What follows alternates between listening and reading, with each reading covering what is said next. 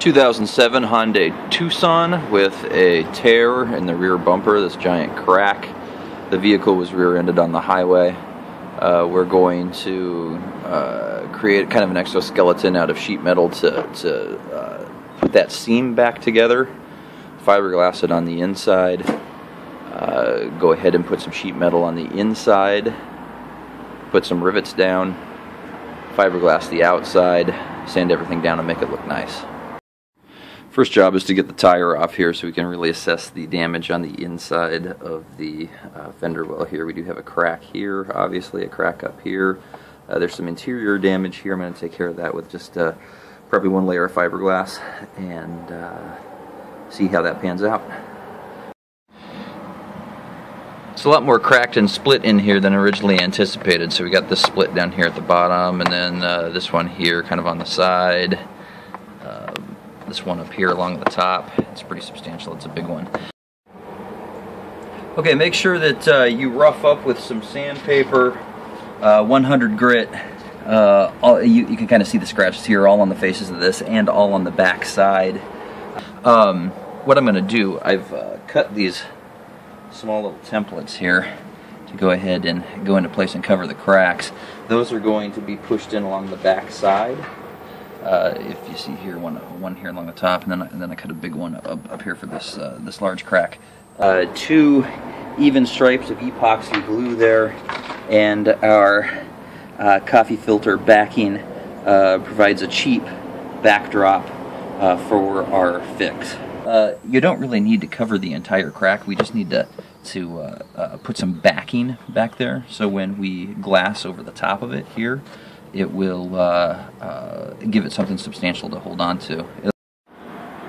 Okay, I had to remove the tail light, the rear tail light, right rear, in order to get to this crack here along the top. I'm going to put a piece of sheet metal behind it and pop rivet it in, and then I'm going to put a additional bridge over the top of these 2 cracks here, in order to help hold it together while I glass the inside of this right rear bumper. Okay, the 2 sheet metal strips are in place. We got this one holding the seam together, or the crack together here. It's got a nice tight seam all the way up the side, so I'm feeling pretty comfortable the way the glass is going to lay in on the inside of the bumper. Again, this is just temporary. We're going to drill these 2 rivets out, and this is going to go away. Unfortunately, this one here is going to be permanent. We are going to glass over the top of this in order to go ahead and make that a permanent solid piece. And we're going to glass all the way down the side here. Something firm to hold this crack together so we can glass in the interior edge of this bumper. A template has been made out of paper for the interior side of the bumper damage. This will be cut into a piece of fiberglass and laid behind the bumper on this interior edge. This should seam this up nicely, and then we'll sand. You can see I already got a start on it here. We'll go ahead and sand the exterior all the way back to the body line and down to this body line, and then cut an exterior template. Here is the fiberglass piece all loaded up with resin. It's going to be put right on this interior edge of the bumper. I'll have to pull away all of this broken stuff and fit it right back in there. As you can see, I'm waiting for it to get a little bit tacky, so when I lay it back there it's easier to push the air out. Okay, the fiberglass is in. You can see a little bit of the residual right down in there. It did slip on me a little bit, so it's not perfectly placed, but it's not bad either. We do have something I want to do here. We're going to these have been pre-drilled. I am going to go ahead. I don't like the flexibility that this is still showing here, so I'm going to go ahead and put this in as another backing on top of the fiberglass before it completely dries, and then we will be removing that to fiberglass over the top of everything. I do not suspect these holes are going to be a problem, as I have kind of pre-drilled them and inset them so the rivet should, the head should sit down a little farther. Okay, I'm pretty happy with the way things are going right now. This seam down here, this crack, is virtually level. I mean, I'm feeling a little bit of a rise up here. Now, that wasn't the case over here. That's one of the reasons I went ahead and glassed this really quick.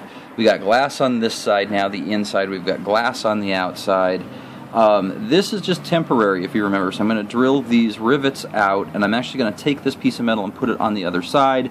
We've got another piece of metal already in on the other side, and glass running all the way down this line. This has been a little more work than I've anticipated. If you look on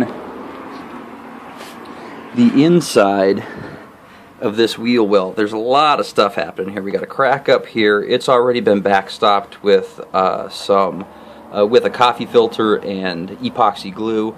I've already got my front down on this section, which is also broken up. All of this excess is going to get cut off.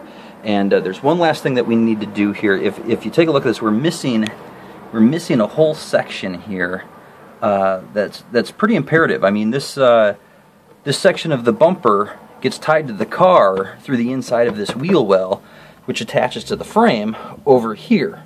So it's kind of important that this piece exists, and what I'm going to do to make that happen, since this is gone at this point, is rivet in a piece of sheet metal, and then we're going to fiberglass over the top of that to make those connections again.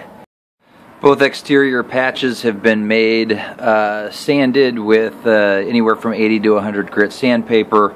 We used the 80 to really rough stuff up, and then the 100 grit to really smooth out the edges.